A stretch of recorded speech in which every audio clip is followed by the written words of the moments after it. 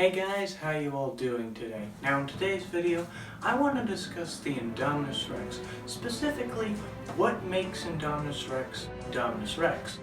I want to discuss every DNA that was used to create the Indominus Rex we know and love today, as well as their after effects. With that out of the way, let's begin. First, we're going to discuss the animals. The first animal is snake DNA. We don't know what kind of snake to be exact. The snake DNA, the main function of it is not fully known. Most will assume that it's because of the comment from Claire saying that because it can sense thermal radiation, like snakes, well, the Indominus Rex.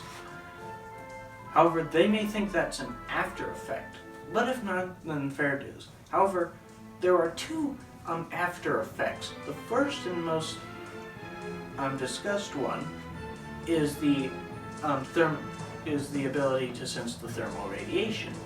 However, it's way stronger than any snake has ever been known to have. At least, I believe so. Correct me if I'm wrong in the comments, please.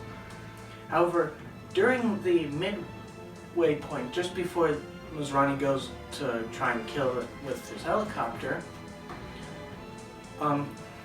they discover that every time the Indominus Rex attacks, it goes for closer and closer to the main park, well, Main Street and stuff. And that's because she can sense all the people that they've clustered there because of their safety protocols.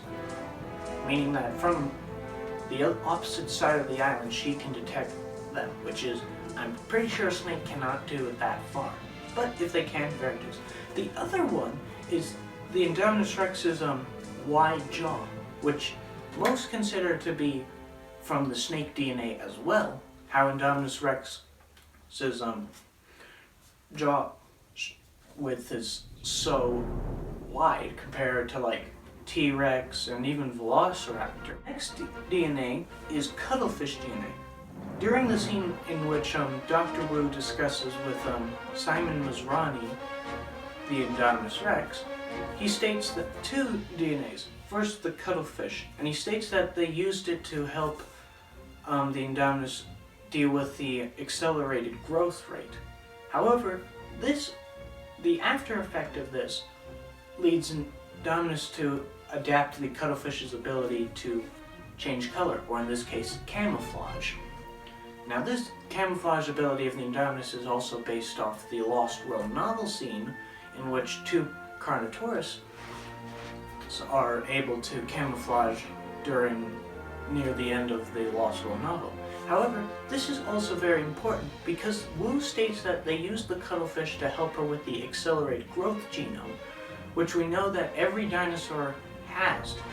So, if they used cuttlefish for all of them, does this mean that other dinosaurs could be able to camouflage? Specifically, if we begged for them to do it, the Carnotaurus. Next one is the tree frog, which is also discussed during the Masrani Wu scene. And Wu states that it was used to adapt her to the tropical climates of Isla Nublar. The main effect of it was it caused Indominus Rex to have the ability to change its thermal signature, meaning that she basically turned invisible when it came to heat or cold. And that was a big thing, which is one of the reasons why it was able to escape its enclosure. Now, that is all the animal ones in the films. Let's talk about the dinosaurs. So the base genome of the Indominus Rex is the Tyrannosaurus Rex. However, we don't know what else it could have been used for. Many people have assumed it's also for the jaw strength of the Indominus, since it has the massive ability to break an Ankylosaurus's neck with relative ease. Another effect that it could have, which was only theorized after Jurassic World Fallen Kingdom, is Indominus Rex's continuous growing. Because before we even see Indominus, Claire states to Masrani that they're building the enclosure bigger because the Indominus Rex is bigger than they expected.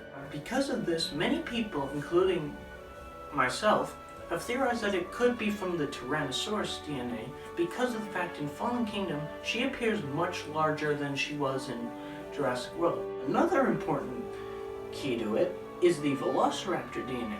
Now, this was a secret DNA implemented to Indominus Rex by Vic Hoskins as an experiment for his bioweapon research, which he was doing with the raptors, but also planned to do with Indominus Rex, and then eventually would lead to Indoraptor.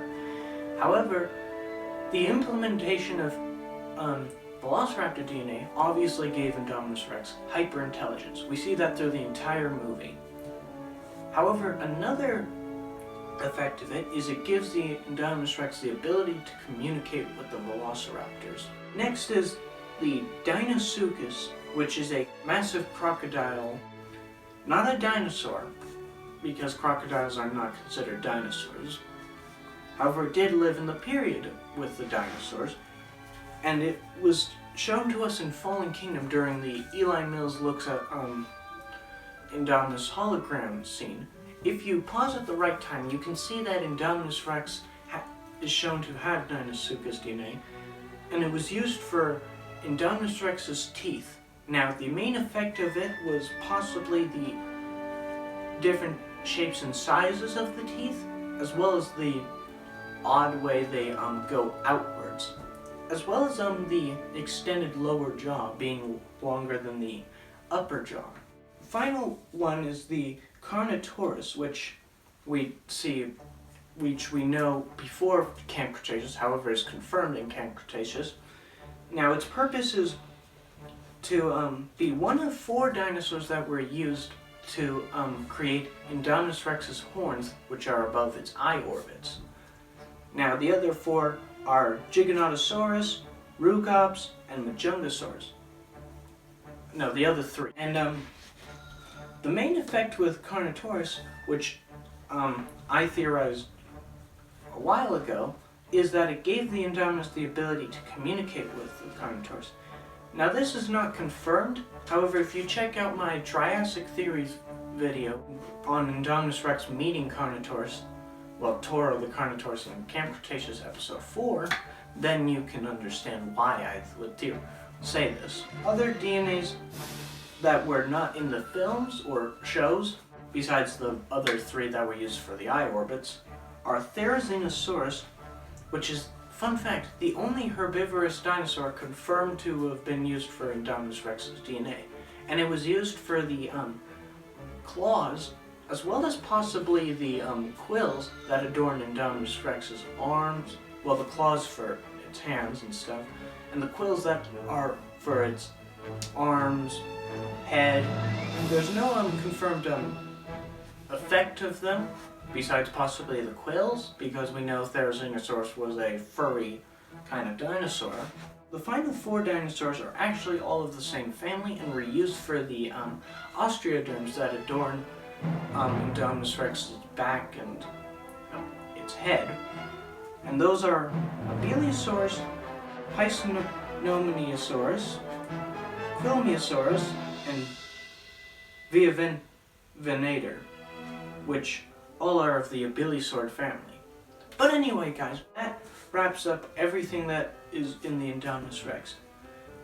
Personally, I think that the Indominus Rex's design is perfect. There's like literally nothing I would want to change from it, because it's so unique, and the best thing about it is it does look like a real animal. Sure, it does look monstrous, but it does look like it could fit our real world. And that's what I like about it. It doesn't feel like it's a complete abomination, which in some versions of concept art it was going to be, such as the Malleosaurus design. But anyway, guys, what is your favorite hybrid? Is your favorite the Indominus Rex, or is it the Indoraptor? Now, I'm only talking about ones in the movie, so not like Stegoceratops, Spinoraptor, and Ankylodocus, so on and so forth. Just those 2.